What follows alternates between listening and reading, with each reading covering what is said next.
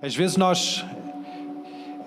talvez eu questiono Deus, mas eu faço tudo, tento fazer tudo certo. A Núria estava a falar acerca disso, de tentar fazer tudo certo, e às vezes nós podemos até perguntar a Deus, ok, eu faço tudo certo, eu cumpro, eu faço o meu melhor, mas há dificuldades, mas estou a passar por dificuldades. E não sei, quem passa por dificuldades aqui? Talvez estás a passar por dificuldades. Alguns passam por dificuldades, outros não querem admitir, mas eu acho que todos nós passamos por dificuldades. E às vezes é difícil, nós passamos por dificuldades sem questionar e dizer, mas eu faço tudo bem, por que eu estou a passar por esta dificuldade? E hoje nós vamos estar a falar um pouco sobre isso de termos a alegria do Senhor, mesmo quando nós estamos perante dificuldades. Ter alegria mesmo nas dificuldades.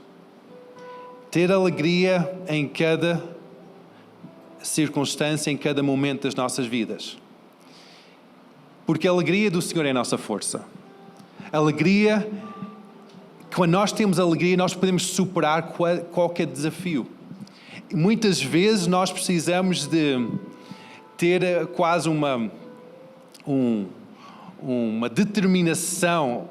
Mesmo perante uma dificuldade, nós temos que, não, eu vou me alegrar. Às vezes nós temos que dizer, ok, a alegria que eu vou ter ou vou expressar não é uma alegria que é de acordo com as circunstâncias, de acordo com o que eu sinto ou o que eu já alcancei. Nós podemos até dizer, eu ainda não alcancei a bênção, ainda não estou lá. Consegues alegrar mesmo ainda não tendo alcançado a bênção? Podes alegrar mesmo ainda não ter recebido a vitória que estás à procura? A alegria do Senhor é a nossa força. A alegria do Senhor não é uma alegria circunstancial que é de acordo com aquilo que nós alcançamos, daquilo que nós conseguimos realizar, mas a alegria do Senhor é que vai trazer essa vitória. Amém? Amém. Esta semana há uma história na Bíblia que... Não sei se vocês já leram as histórias dos reis na Bíblia. Começou com o rei Saul e depois passou por rei Davi, depois Salomão e depois começou a confusão toda. Não sei se... Quem já leu as histórias dos reis da Bíblia? Que começa em Samuel, 1ª e 2ª Samuel, depois vai para 1ª e 2ª Crónicas e Reis também. Está ali tudo no meio. E não sei se algumas de vocês ficaram com algumas perguntas. Eu fiquei com algumas questões. Como é que Deus abençoou um povo, mas depois há tanta maldade, há até uma guerra civil ali no meio, há uns tribos que são separados dos outros tribos, e é uma confusão. Como é que um povo, que é um povo de Deus, passa por tanta coisa, tanta dificuldade? E depois eu estava a ler uma história de um rei, que é em 2ª Crónicas, fala acerca desse rei, 2ª Crónicas, entre capítulo 18 até capítulo 20. Fala acerca de um rei de parte do reino de Israel, que é a parte de Judá, que é a tribo de Judá, que é na guerra civil houve uma separação entre os reinos do norte, reinos de Israel, e os reinos do sul, que era Judá e Benjamim. E o reino de Judá era governado por um rei que era chamado Josafá. Agora, Josafá era um rei que ele governou o povo de Judá. Não é o povo de Israel, é o povo de Judá, porque Israel era a zona norte dos outros tribos. E na zona norte havia um outro rei que governava, que naquela altura era um dos piores reis da história de Israel, que era o rei Acabe e a rainha Jezabel. Provavelmente nós lembramos dessas histórias por causa de Jezabel e Acabe. Eram os reis mesmo maus na zona do norte de Israel, na zona das outras tribos, que não estavam a seguir os mandamentos do Senhor. No reino do sul, que era o reino de Judá, estava a seguir os mandamentos do Senhor o rei Josafá. Mas ele estava a seguir os mandamentos do Senhor de uma forma que era contrário aos seus pais. Ele vinha de uma linhagem, de uma tribo, que era a tribo de Judá, onde veio David, que era o homem segundo o coração de Deus. Mas nas gerações depois de David e Salomão, esse povo mesmo de Judá começou a desviar do caminho do Senhor. Quando o rei Josafá veio, ele decide fazer algo diferente. Deus toca no seu coração e ele começa a desfazer toda a idolatria, porque a forma de desviar do caminho do Senhor naquela altura era assimilar ou aceitar a adoração dos deuses dos povos vizinhos. Então, o deus de Baal, os outros deuses dos povos à volta. Israel, ao desviar do caminho do Senhor, começaram a adorar não somente Deus de Israel, mas não era o único Deus. Começaram também a adorar Baal e outros deuses de outros povos à volta. Começaram a edificar templos e altares em lugares altos, em montanhas, debaixo de árvores frondosas, e adorar outros deuses. Quando Josafá começa a reinar, Deus começa a tocar a sua vida e ele diz: não, eu não vou deixar que isso aconteça aqui no reino de Judá. E ele começou a desfazer todos os altares de Baal, ele começou a desfazer toda a idolatria e depois começou a trazer novamente os mandamentos do Senhor para o povo.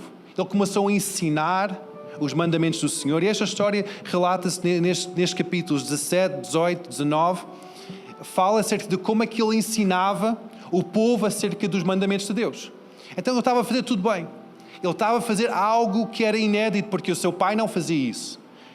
As gerações passadas não faziam isso. Ele estava a romper com algo do seu passado. Ele estava a dizer: não, eu vou começar a ensinar algo bom. Eu vou começar a trazer o povo de volta aos caminhos do Senhor. Naquele percurso ele também teve algumas situações menos boas, porque ele encheu-se de compaixão para outro rei, Acabe, e começou a fazer um tratado, uma aliança com outro rei que não era algo que Deus queria. Então, ao longo do percurso, ele pôs as coisas em ordem, mas também teve alguns desvios. Chegou o capítulo 20, em que houve paz em todo o tribo de Judá. Até os reinos à volta estavam a abençoar essa tribo de Judá. Depois começa capítulo 20. E no capítulo 20 nós vemos uma mudança aqui na história, em que os 3 povos à volta de Judá juntaram em uma aliança, o povo de Amon, Moab e um outro povo, que eu não estou a lembrar o nome agora, juntou em aliança para guerrear contra Judá. E Judá não tinha um exército muito grande. Josafá tinha fortalecido aquelas fortalezas nas fronteiras e fortalecido o exército, mas em comparação com o exército de Moab e de Amon, era insignificante o tamanho de exército que Judá tinha para enfrentar esses 3 reinos aguerreando contra o reino de Judá. E quando Josafá chega e se apresenta e vê o que está a acontecer, vê essa dificuldade que ele está a enfrentar, umas tropas, um exército enorme, nós estamos neste momento em capítulo 20 de 2 Crónicas. É que fala acerca desta batalha que Josafá tem que enfrentar. Em que é uma batalha que é uma batalha surreal, em que ele fez tudo bem, tentou fazer tudo bem, tentou romper com as maldições do seu passado, dos seus pais, tentou criar uma nova história para Judá. Mesmo assim, vem uma batalha perante ele. E neste capítulo 20, explica o processo que Josafá passou ao enfrentar esta batalha, estas tropas adversas. Primeira coisa que eu vejo que ele fez aqui, ele voltou o seu coração para o Senhor. E ele trouxe algo ao povo de Judá que nós vemos que ele não tinha trazido até lá. Antes ele tinha trazido o ensinamento acerca da lei e os juízos de Deus, como é que Deus vê cada situação. Mas em capítulo 20, a primeira coisa que ele faz quando está a enfrentar a dificuldade, ele traz todo o povo a um tempo de jejum e oração, de separação. E nós podemos dizer, mas porquê que ele fez isso? Se está a vir uma tropa perante ele, não era melhor vamos nos alimentar, vamos nos fortalecer, porque vamos ter que lutar uma grande batalha? Não.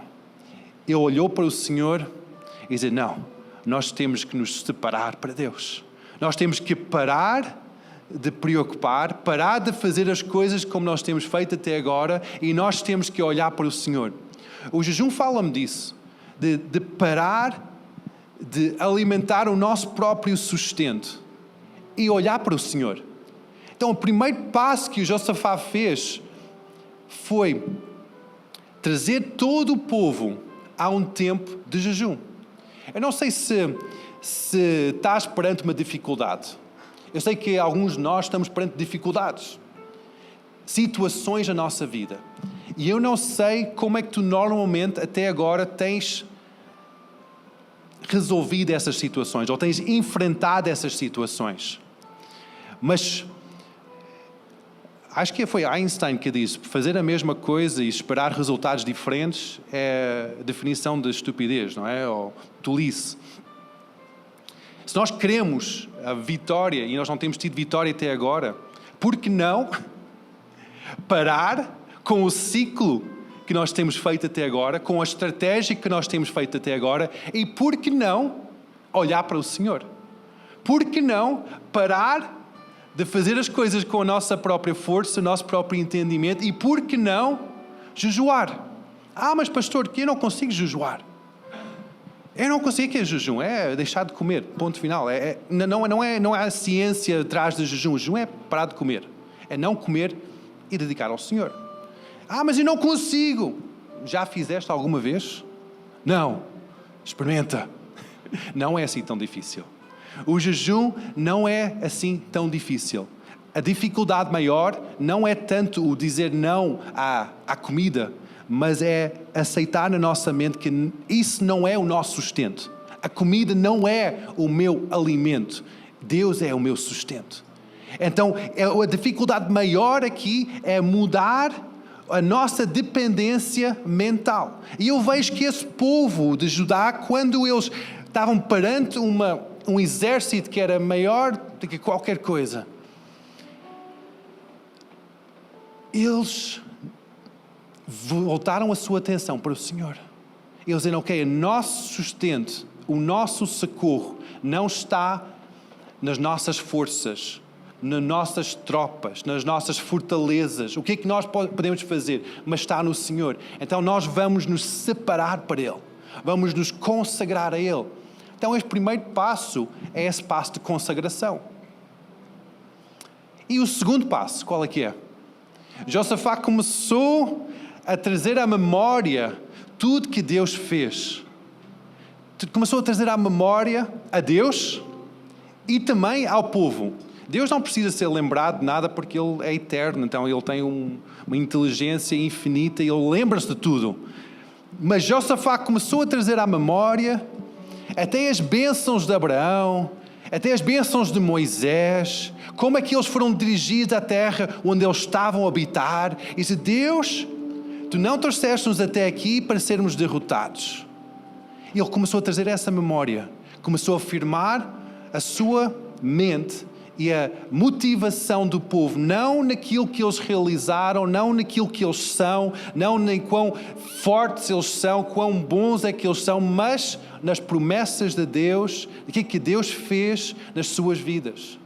Então esse é o segundo passo. Nós temos que lembrar de quem Deus é para ti, quem Deus é para mim, o que Deus fez na minha vida.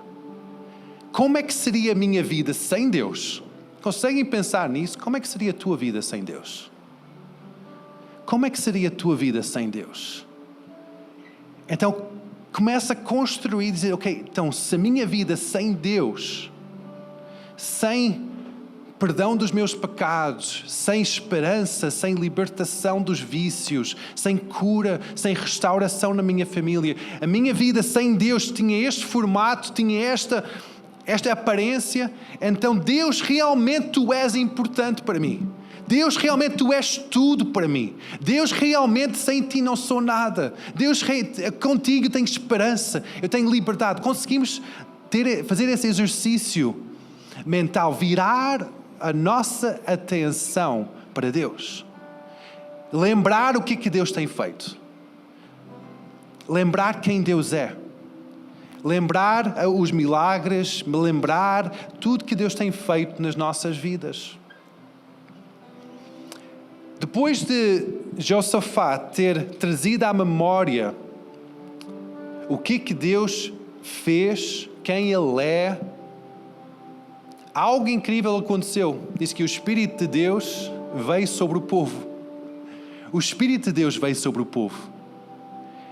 Mesmo sem ser o Pentecostes, mesmo sem ser o Novo Testamento, em que nós sabemos que o Espírito Santo veio em Atos sobre o cenáculo e todos foram cheios do Espírito Santo, lá naquela altura, na tribo de Judá, perante um desafio grande, o Espírito Santo veio sobre eles. Começou a trazer palavras proféticas, manifestação do poder de Deus. Deus começou a manifestar quem Ele é. A pessoa do Espírito Santo começou-se a manifestar ali naquele meio. E algo incrível aconteceu. Trouxe aquela palavra de Deus, dizer, Josafá, alegra-te, porque não vais ter que batalhar esta batalha. Não vais ter que levantar uma espada para batalhar nesta guerra, porque eu já venci.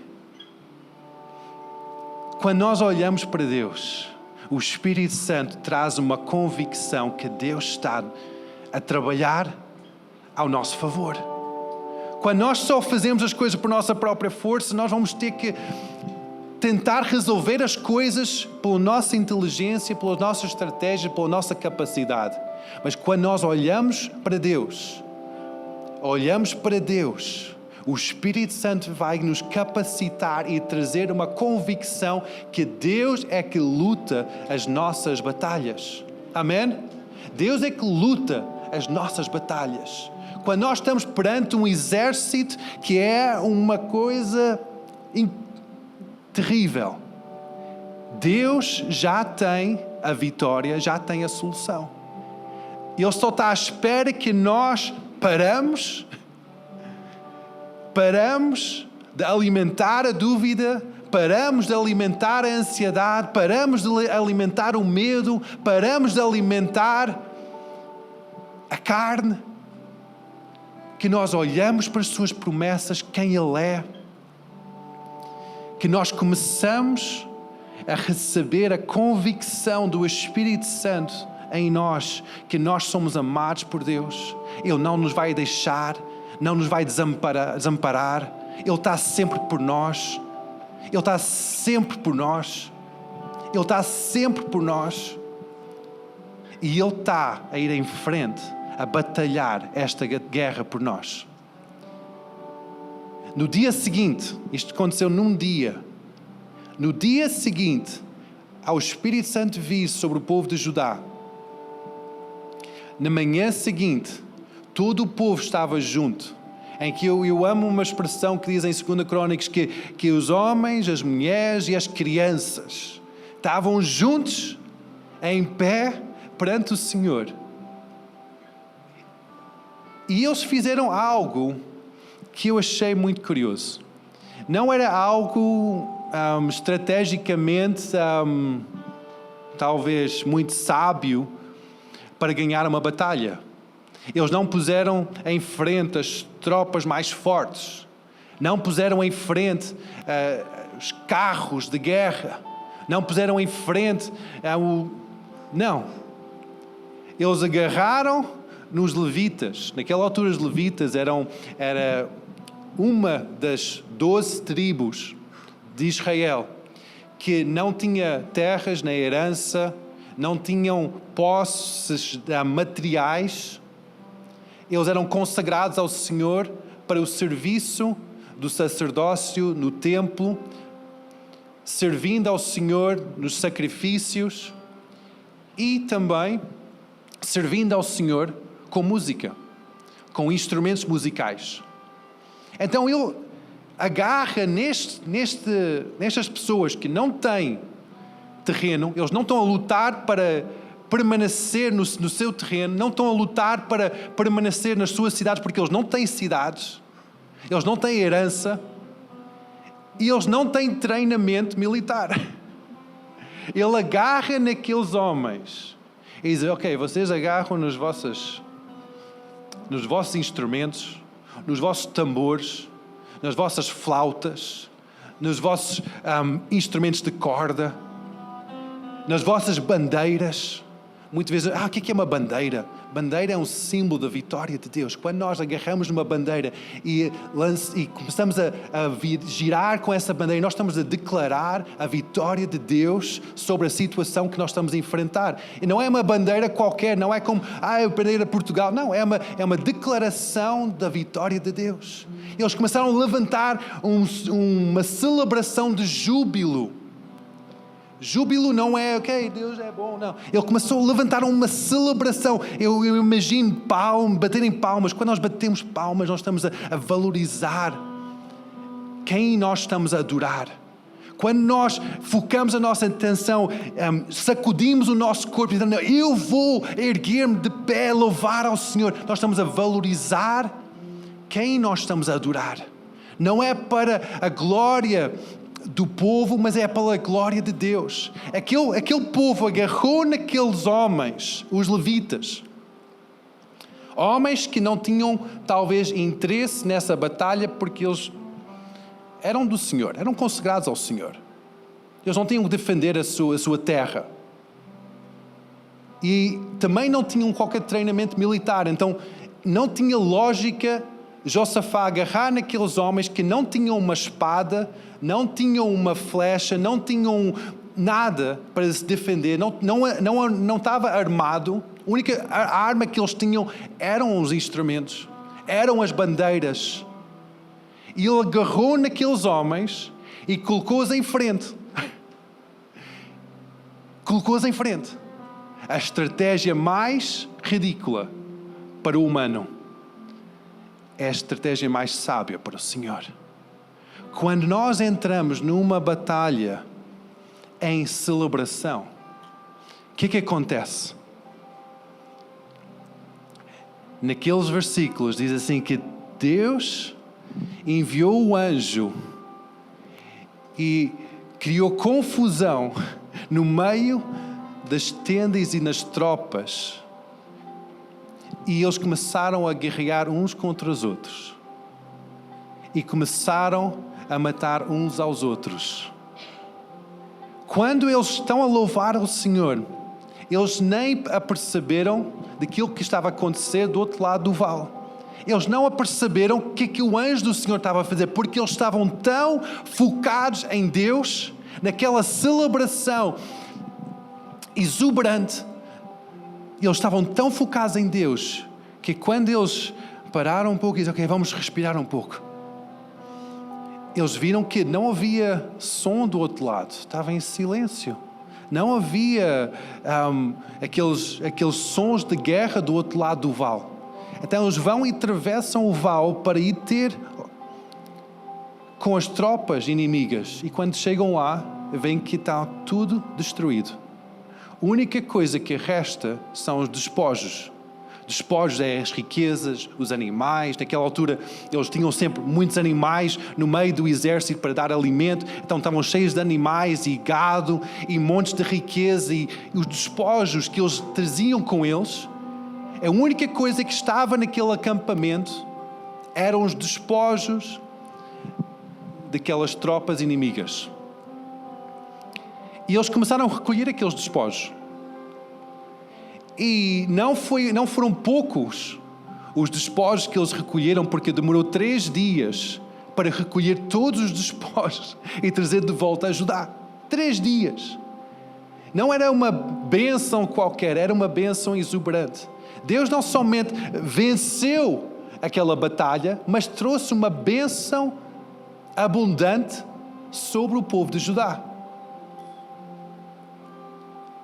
É incrível, quando nós nos posicionamos não para lutar uma batalha militar assim contra os nossos inimigos que estão assim mesmo próximos, aquelas pessoas que estão-nos a maltratar, mas quando nos posicionamos e dizer, não, Deus é o meu Deus, Ele é o poderoso Deus, Ele já venceu antes, Ele trouxe-nos até aqui, Ele não nos vai desamparar, Ele trouxe-nos até aqui, não é para nós sermos envergonhados, mas é porque Ele quer ser glorificado. Quando nós paramos, quando nós começamos a lembrar as bênçãos de Deus, quando nós começamos a louvar ao Senhor, receber aquela palavra, aquela convicção de Deus, Deus vai trazer a bênção sobre a nossa vida. Ele vai lutar as nossas batalhas, mas nós precisamos de confiar nele. Temos que confiar nele. A vida de Josafá era uma vida que ele começou a implementar a vontade de Deus só ao meio da sua vida. Ele não começou jovem no caminho do Senhor, mas conseguiu atinar no seu caminho. Ele foi apresentado grandes desafios e perante os desafios voltou para o Senhor, viu o socorro do Senhor sobre a sua vida. Mas depois há um alerta aqui, é que nós podemos dizer, eu faço isso, eu vou fazer isso. Mas na vida de Josafá, houve momentos altos e baixos, e no final da vida dele, ele fez algo que nós temos que levar como uma lição, de permanecer no caminho do Senhor. Porque nós podemos ter um momento de avivamento, o momento em que nós celebramos, nós vemos a mão de Deus, mas depois nós sabemos que aquilo pode cair e vem uma outra onda contra a nossa vida e nós somos destruídos. E aconteceu na vida de Josafá. Ele começou bem, teve um momento de tentação, corrigiu o seu caminho, voltou para o Senhor, teve uma grande vitória, mas no final da sua vida houve uma tentação novamente de fazer uma aliança com, novamente, o reino de Israel, as tribos do norte. Ele faz uma aliança, começa a construir algo, uns navios em conjunto com as tribos de Israel, e não era a vontade de Deus. Desvia do caminho do Senhor. Deus guarda a sua vida, mas a bênção não vai para outra geração. Nós precisamos não somente de celebrar ao Senhor perante as dificuldades, não é somente de, nós precisamos de romper com algo negativo do nosso passado, mas nós temos que ter aquela determinação de permanecer firme no caminho do Senhor. Para quê? Para que os nossos filhos vejam que é possível seguir o caminho do Senhor. Para que os nossos filhos sigam o nosso exemplo e traz essa bênção também sobre a sua vida. De permanecer no caminho do Senhor não é somente para nós, mas é para quem está à nossa volta. Quando eu falo filhos, não é somente filhos naturais, mas são pessoas que estão perto de nós, que são influenciados pelo nosso exemplo. E se nós começamos bem, mas depois terminamos mal, as pessoas vão dizer, que tipo de fé é esse?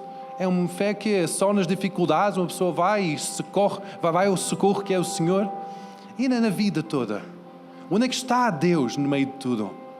Nós precisamos de ter essa constância na nossa vida, determinação de seguir o caminho do Senhor em cada momento. Ter aquela firmeza que diz, eu posso fazer diferente do que o meu passado. Não sei como é que é o teu passado, não sei como é que são os teus pais, como é que é o teu passado, da tua vida, mas é possível fazer diferente. A história de Josafá fala disso, que é possível romper com a linhagem do passado e fazer algo diferente, trazer a bênção de Deus sobre uma nação, sobre a nossa realidade. Então talvez tu estás a dizer, eu não vou fazer o bem, eu não vou realmente seguir o caminho do Senhor, porque o meu pai não fez isso, porque os meus exemplos não são bons, porque é tudo à minha volta, puxa-me para trás e não vale a pena. Isso é o maior engano que tu podes aceitar na tua vida. Se tu queres seguir o caminho do Senhor, tu podes, tu consegues. Requer essa determinação da tua parte. Requer essa determinação de dizer, eu não vou deixar mais estes ídolos na minha vida. Tal como Josafá retirou todos os Baals, todos os ídolos da sua vida, retirou tudo que estava ali no meio de Israel e começou a trazer novamente o ensino da vontade de Deus. Tu podes fazer diferente. Mesmo no meio da dificuldade, tu podes estar perante uma dificuldade e tu podes talvez estar a questionar, tal como Josafá podia questionar e ficar com medo. Deus, o que é que vou fazer agora? Como é que vou pagar a conta? Não tenho emprego, como é que vou pagar as minhas contas? Eu não sei como resolver isto, como é que vou fazer? E talvez perante ti tem umas tropas enormes. A história de Josafá ensina-nos para voltar ao Senhor, que o nosso socorro está no Senhor. Não está na nossa capacidade, nem naquilo que nós realizamos até esse momento. Está no Senhor. Temos que parar de preocupar, jejuar, consagrar-nos ao Senhor e começar a louvar ao seu nome. Mas depois, atenção, porque mesmo vendo vitórias, mesmo vendo libertação, mesmo vendo a provisão, o inimigo vai tentar ainda roubar a nossa vida. E que nós sejamos firmes perante as dificuldades, sejamos firmes perante as tentações, mantemos o curso. Como Paulo disse, eu corri a corrida, lutei o bom combate, permaneci. Nós temos que manter, permanecer, continuar em frente. E isso vai trazer essa bênção sobre as nossas vidas, sobre as pessoas à nossa volta e vai transformar quem nós somos e aquilo que nós vemos à nossa volta. Agora, a grande dificuldade que eu tenho visto na minha vida é que quando eu estou perante dificuldades e situações, de conseguir celebrar. Como é que nós conseguimos celebrar no meio de uma dificuldade? Talvez recebeste um relatório médico e a tua cabeça está a mil. Consegues celebrar nesse momento? Não é celebrar por causa do relatório médico, é celebrar por causa do teu Deus. Porque Ele é o Jeová Rafa. Ele é nossa cura. Talvez estás a receber contas e contas, talvez o carro está arrebentado, talvez não estás a conseguir pagar as contas e estás com um exército enorme que vem contra a tua vida de medo. É que tu não sabes onde deves virar. Tu não vais celebrar por causa das contas, nem por causa das dificuldades, não vais celebrar por causa da escassez, mas vais celebrar por causa do teu Deus, que Ele é Jeová Jireh. Tu és a minha provisão. Nós não celebramos por causa da dificuldade que está perante nós. Nós não celebramos por causa da vitória, por causa do nosso historial. Celebramos por causa do nosso Deus. Quando nós celebramos por causa do nosso Deus, não é dependente à circunstância que nós estamos a passar. Mesmo doente nós podemos celebrar, mesmo aprisionado nós podemos celebrar. Paulo, no meio de umas catacumbas de uma prisão, celebrava, cantava louvores a Deus. Não sabendo o dia da manhã, de repente vem um terremoto e abanou toda a estrutura. Deus trouxe libertação à sua vida. A celebração e o regozijo, a alegria, não deve ser dependente daquilo que nós realizamos, aquilo que nós sentimos, aquilo que nós pensamos, tem a ver com quem é o nosso Deus. Então, mesmo no meio de uma dificuldade, mas eu sinto mal, eu sinto deprimido, eu sinto cansado, eu sinto isto, aquilo, o meu corpo dói-me de todo lado. Eu pergunto, ainda consegues louvar e alegrar no Senhor? A batalha vai começar a dizer, mas eu não consigo, vai doer, eu não sinto. O salmista diz, alma minha louva ao Senhor. Então ele está a falar ao seu próprio corpo, à sua própria alma, às suas emoções. Diz, alma minha louva ao Senhor. Mesmo quando eu não sinto, mesmo quando eu não quero, mesmo quando eu estou com dores, mesmo quando eu estou cansado, mesmo quando... Alma minha louva ao Senhor. Porque o Senhor é a minha força. A alegria do Senhor é a minha força. Quando eu celebro com alegria ao Senhor, Ele vai lutar as minhas batalhas. Quando eu celebro com alegria, eu estou a olhar para o Senhor, porque Ele é o meu socorro. Talvez estás a passar por dificuldades, e eu acredito que talvez todos estamos a passar por dificuldades de uma certa forma, porque todos nós temos uma vida com complicações. A vida é complicada. Tem situações, todos nós temos. Alguns mais dramáticos, outros menos. Mas para qualquer um de nós, a situação que nós estamos a passar é uma situação grande. Talvez para mim eu possa ver, eu já ultrapassei essa situação, eu sei que é possível ultrapassar, mas quando alguém está a passar essa situação, a dificuldade, aquilo é algo difícil. Então eu não vou dizer que a tua situação não é difícil. É difícil. A situação é uma tropa gigantesca. Mas tens um Deus. E o teu Deus batalha por ti. Ele só está à espera que tu separas da situação. O jejum é isso, é separar da situação, olhar para Deus e começa a louvá-lo. Começa a engrandecer quem Ele é. Começa a dizer, Deus, Tu és bom. Deus, Tu és bom, a Tua misericórdia dura para sempre. Começa a dizer, vez após vez, a alegria do Senhor é a minha força. Às vezes nós temos que dizer e dizer. Eu faço isso. Às vezes eu pareço um maluquinho a falar sozinho, mas eu faço isso. Eu falo sozinho, mas não estou a falar somente com as minhas preocupações. Eu estou a dizer, a alegria do Senhor é a minha força. 1000 pode cair à minha esquerda, 10.000 à minha direita, mas mal nenhum vai vir. Porque Deus está por mim, quem será contra mim? Maior aquilo que está em mim do que aquilo que está no mundo. Eu falo sozinho, porque eu tenho que falar para que a minha própria mente ouve a palavra do Senhor. Então eu falo sozinho. A tua mente precisa de ouvir a declarar as promessas de Deus. É dizer, Deus é por mim, quem será contra mim? Eu vou alegrar no Senhor.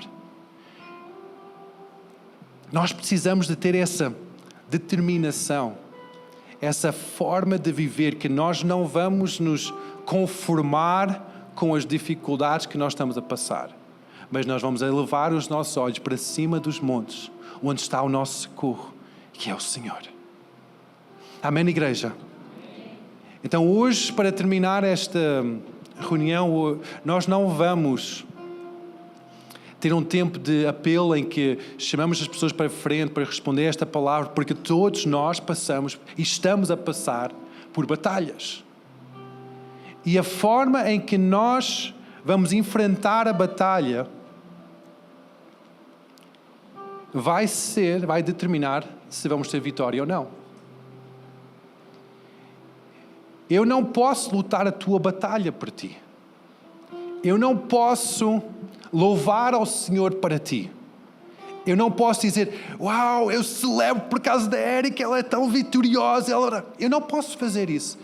Eu posso celebrar e agradecer a Deus para a tua vida, a mulher maravilhosa que tu és, mas eu não posso celebrar para a vitória que Deus traz para a tua vida. Tu é que tens que posicionar-te e dizer: Deus, Tu és por mim.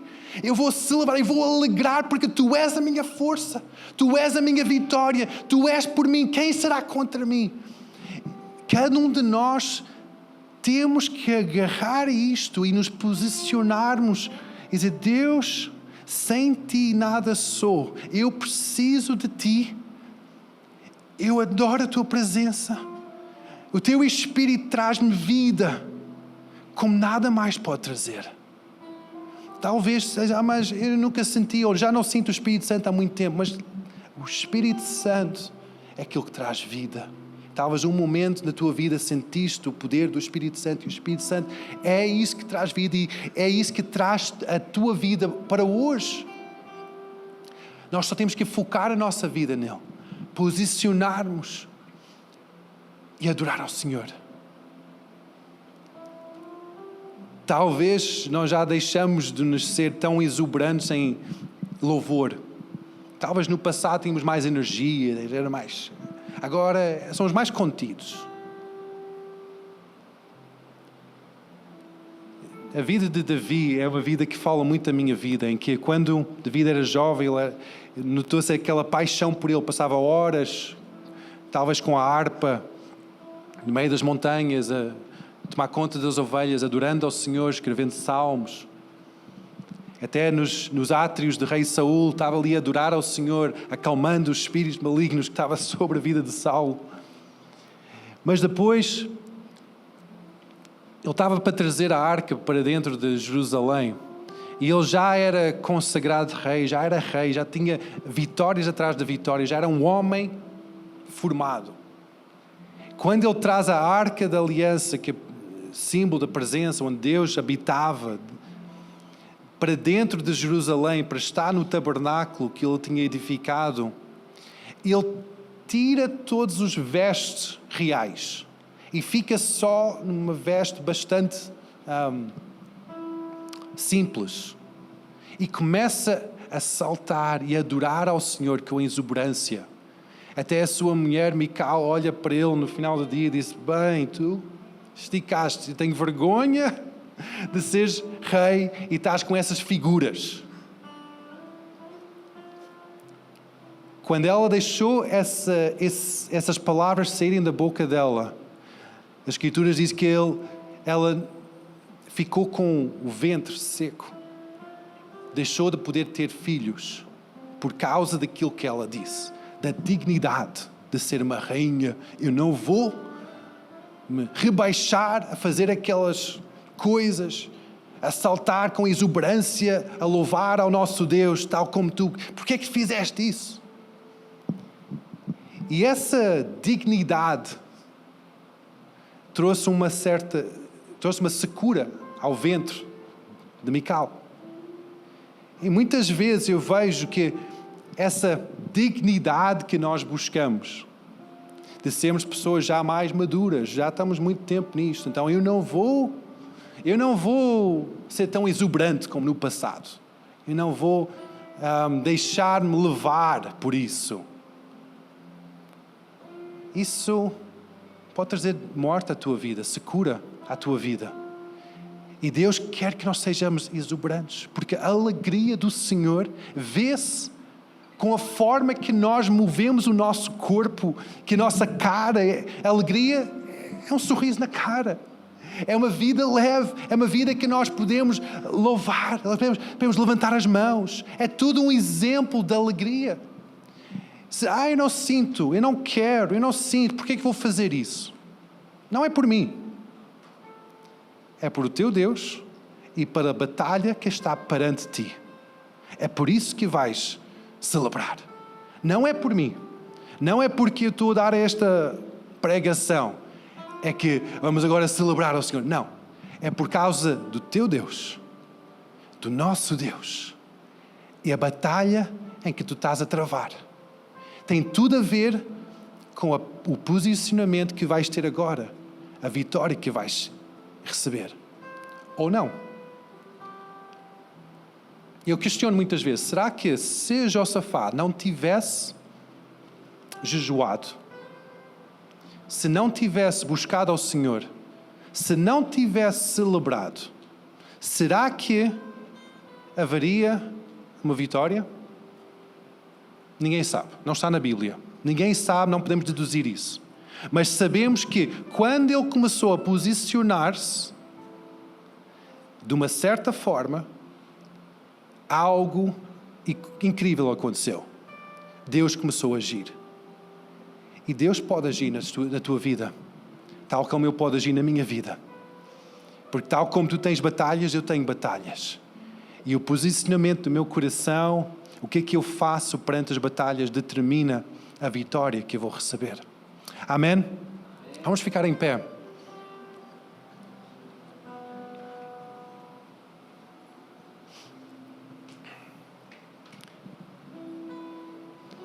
As crianças podem ser chamadas, tal como no livro de Crônicas, em que nós vemos que Josafá, quando ele começou a celebrar, os homens, as mulheres e as crianças ficaram em pé e começaram a celebrar ao Senhor, com grande júbilo. Por isso que nós vamos terminar não de uma forma em que nós adultos, nós temos um momento só para nós, em que nós vamos poder celebrar sem ter as crianças. Não. Nós vamos ter os nossos filhos, as nossas crianças junto connosco. Grande lição para as crianças é a tua vida. O posicionamento que tu tens perante as dificuldades é uma lição de vida para os teus filhos. Como é que tu reages? Como é que tu louvas ao Senhor? Como é que tu oras? Como é que tu buscas ao Senhor? Eles vão seguir esse exemplo muito mais do que as tuas palavras. Por isso que eu convidei as crianças para virem juntar connosco em tempo de celebração, para em conjunto celebrarmos ao Senhor.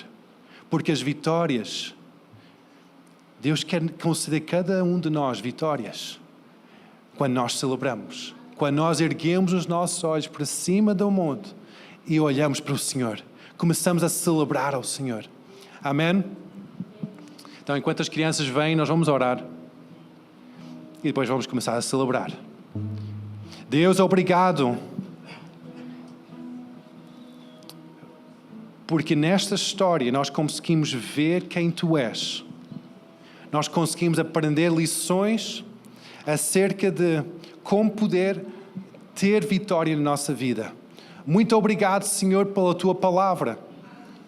Muito obrigado pela Tua palavra e os Teus ensinamentos.